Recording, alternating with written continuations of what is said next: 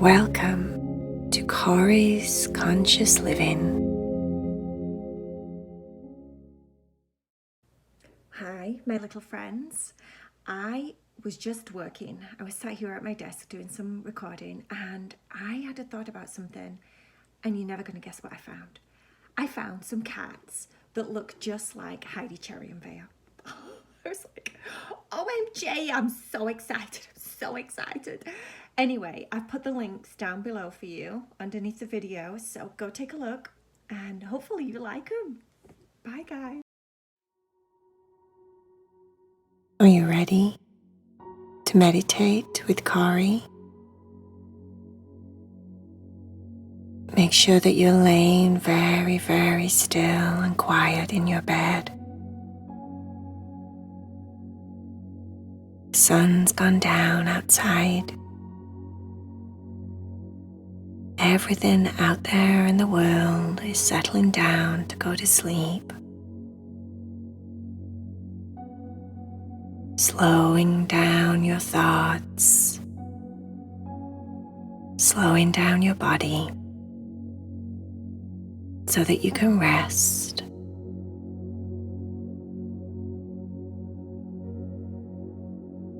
Joe and Milli were twins. Their grandma had just brought them both a journal for their birthdays. They'd heard about journaling before. Basically, journaling is when you have a book and you sit down and you write about your feelings. Joe thought, all sounds pretty boring. Milli was like, I don't really like writing. But neither of them said anything to Grandma. Of course, they both said thank you very much for their gift. But the twins really didn't know what kind of gift their grandma was giving them. The first night, Joe had gone to bed, and so had Milli. Their journals were both on their bed tables next to them. It felt like a usual night, except when both of them laid very, very still and very, very quiet.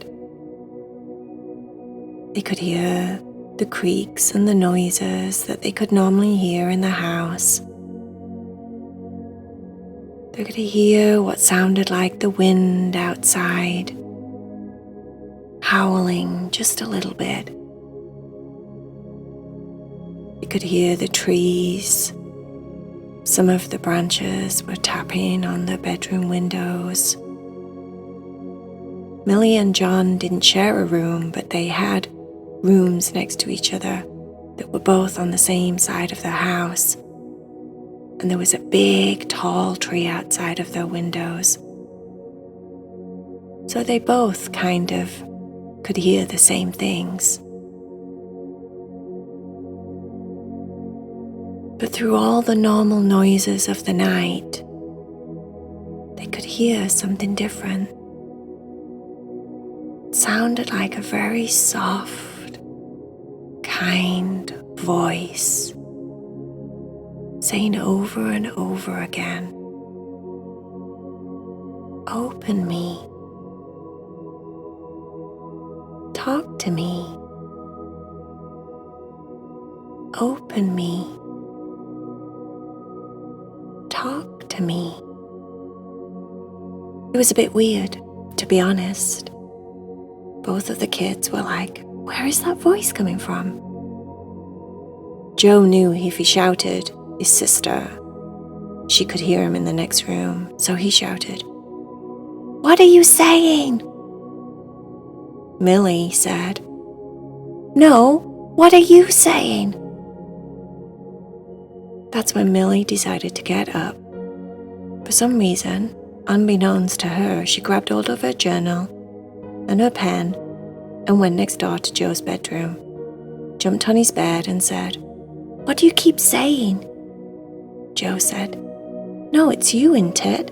I keep hearing, 'Open me. Talk to me.'" Milli said, "That's what I'm hearing. And then at once, as if they were talking in their own twin language, telepathically communicating together with no words, no spoken words anyway.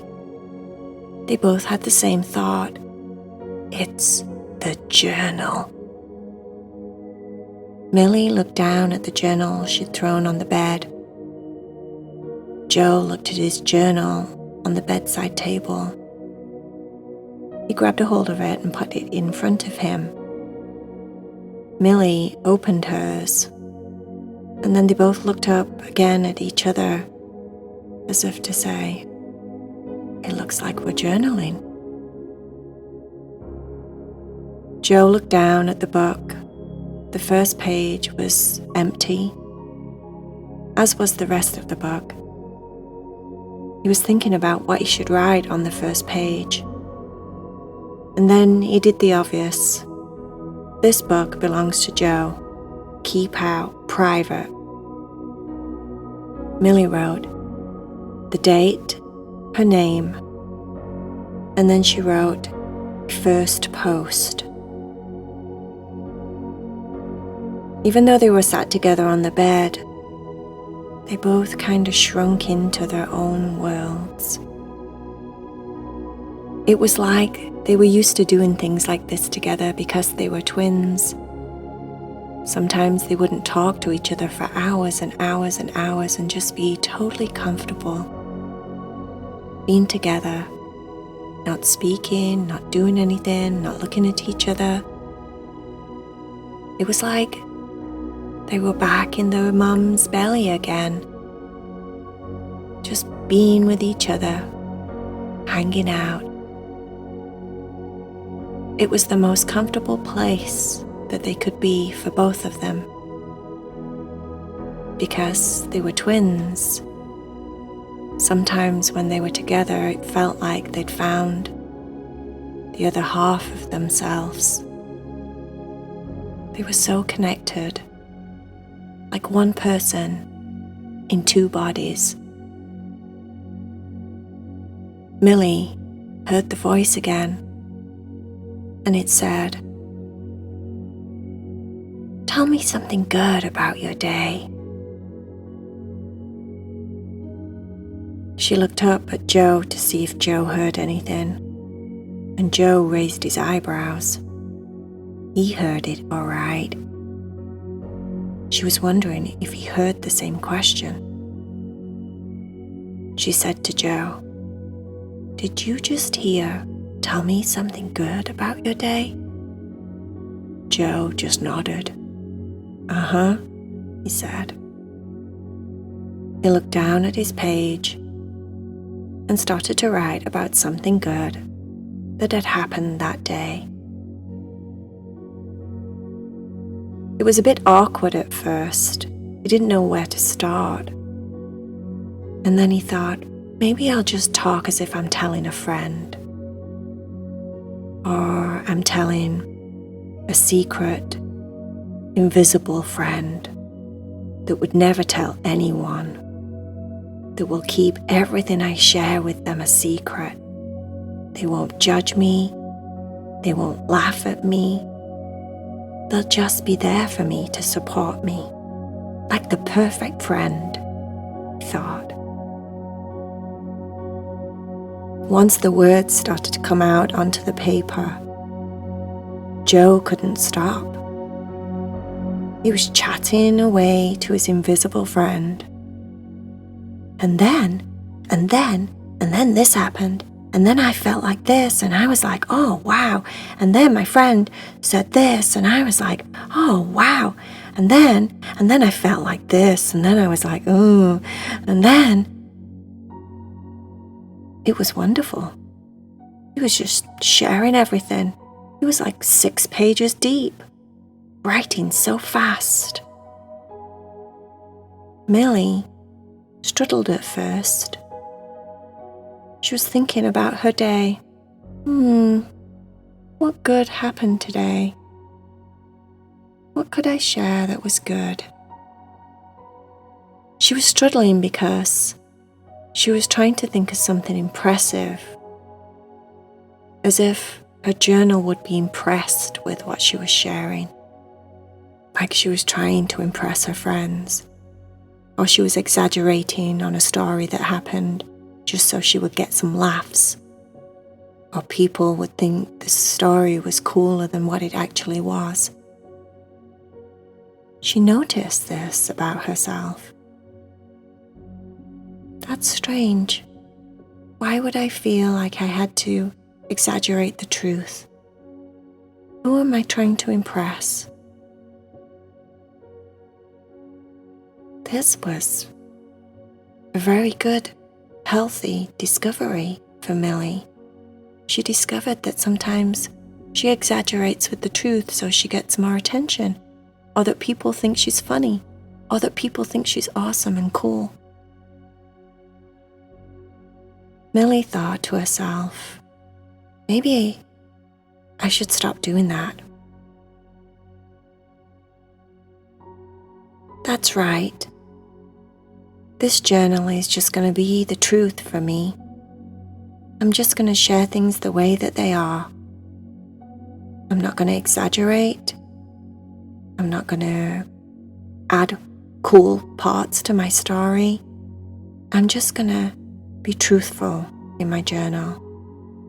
I'm going to be the real me. The journal moved all of its pages as if the wind was blowing on it. And Milli took that as a confirmation that she was on the right track. And then she just started to write about her day. She wrote about looking at the sky and how cool the clouds were that day. Yeah, if she'd have told one of her real friends that, they'd have probably gone, "Oh, okay, Milli, great." But her journal didn't feel like it was judging her or anything. Her journal was just open, listening, receiving all of her real thoughts. Like it was happy for her that she was happy about the clouds. What's wrong with being happy with clouds? Clouds are pretty awesome.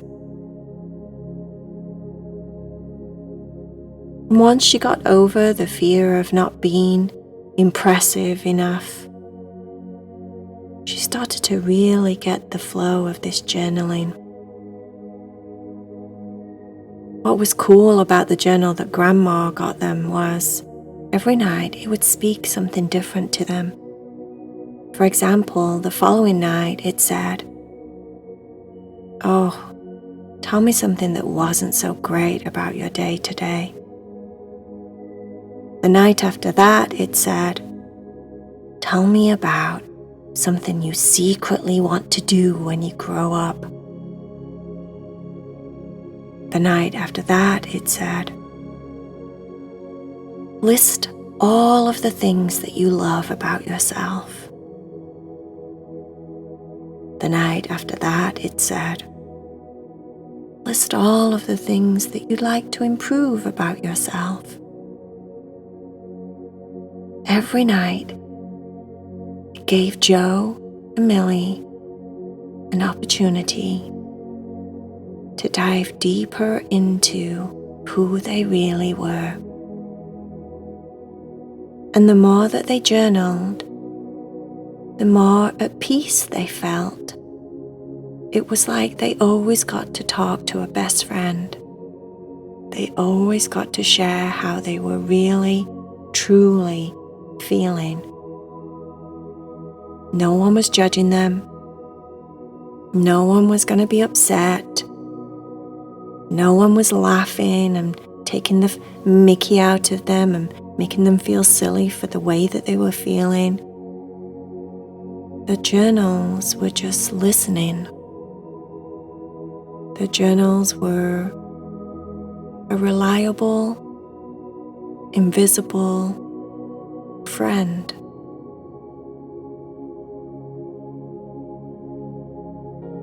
That journal that their grandma bought them was the first journal that was the first of many journals. Every time they filled the journal, they would both either buy themselves a new one or get a new journal as a gift. They had all different colours, all different sizes, and they saved them all. Many years later, Joe and Milli went through all of their journals, and it was so cool to look back at their memories and the things that they were going through. But also, if they wanted to, they would actually let go of their journals, like they were releasing the past, so it didn't weigh them down anymore. They had a fireplace in their house, and they would just say goodbye and say thank you and bless the book. Thank you for all of its support over the year. And then they would throw it in the fire and feel this very strange feeling of just letting go and being completely free, like they didn't have to hold on to that time that one of their best friends let them down and upset them. They didn't have to hold on to any memories that were hurting them inside. What's the point in holding on to the past when the future is moment to moment? It's best to be in the now and enjoy where you are right now. And burning some of their old journals made them feel like they were freeing themselves from maybe a difficult part of their life or a time that wasn't so happy. You should journal. Maybe you should ask for one for your birthday, or maybe you could do lots of chores so that the people that love you could get you a journal. Maybe you should try it.